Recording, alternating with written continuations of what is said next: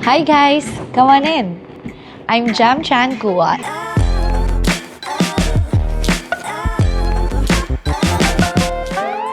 I got this furniture, and I think it's a coffee table. Most likely it's a coffee table, but I don't know what is really inside. So meron kasing different kinds of furniture, like semi-knockdown, fully knockdown. This is fully assembled. Yeah, it's so big. So it's already like this. I don't need to assemble it anymore or have any tools. That's about my understanding. I also actually curate and bring in furniture within my company. It's one of our businesses. And I used to bring like very small Scandinavian items, but this one is really, really super big. Oh, okay. It's a metal painted body. Baliktad siya. So I think I would need some help here to bring this out.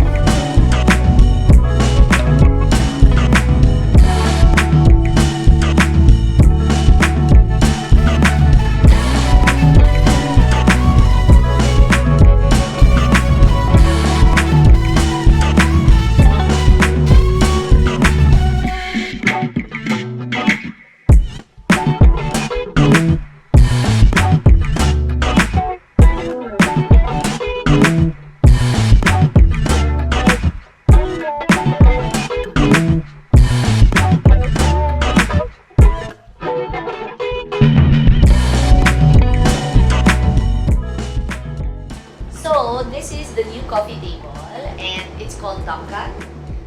It has a stainless steel bottom here, tempered glass on top, black tempered glass, and metal painted bottom with matte rods. So I really like it because of the versatility na.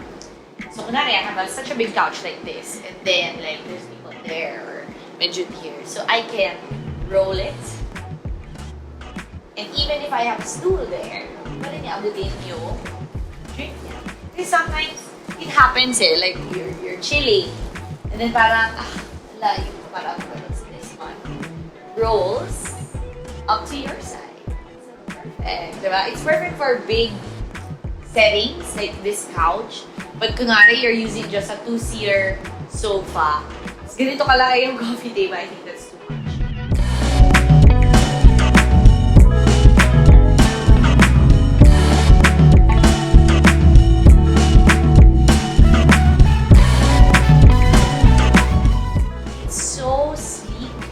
Futuristic, the lake, because of the stainless steel body here and the matte black. Parang, it looks so modern, and it can really match a lot of different kinds of furniture. And the functionality is the most important thing. How it can swivel, and you can actually make it smaller. So for example, yeah. So this is just around, I guess, 1 meter. Or lagpas ng konti. But if you need something more bigger, like you have more guests, you can actually put more stools and expand it. It looks so nice. It's, I think, around 99,000. And for the price of having tempered glass and stainless steel, I think that's really value for money. And this design is hard to come by. I haven't really seen this kind of design in a lot of shops or in a lot of stores. So it's very unique and very versatile.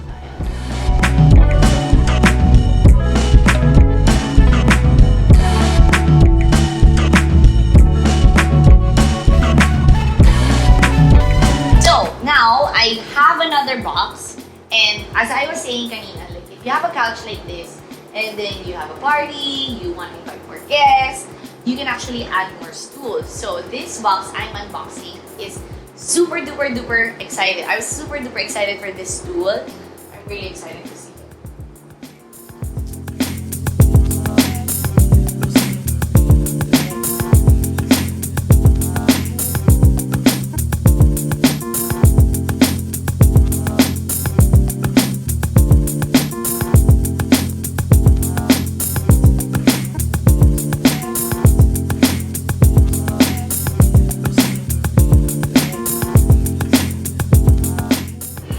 Saddle leather.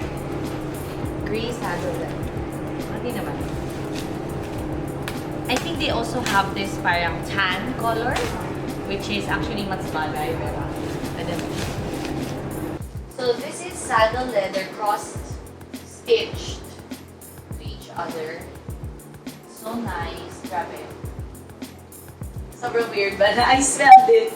But I really love new furnitures. You know, like when you get a new car and then you sit on it inside, it's that smell. Ang sarap. Or when you get a new bag and then like, you just smell it.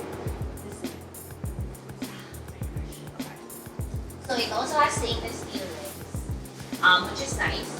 At least it's not fully nakalo and it's a little higher. But hindi siya nakabigat. So, hindi kaya. And pag stool, that's what's nice about it, is you can move it around. And if you have more guests, you can add more stools back. It's big enough actually for 2 people. Kung natin have a party, and it's very comfortable. Color is parang, I would say, like an Hermes etan. An etan color, like a dark gray, very cool tone.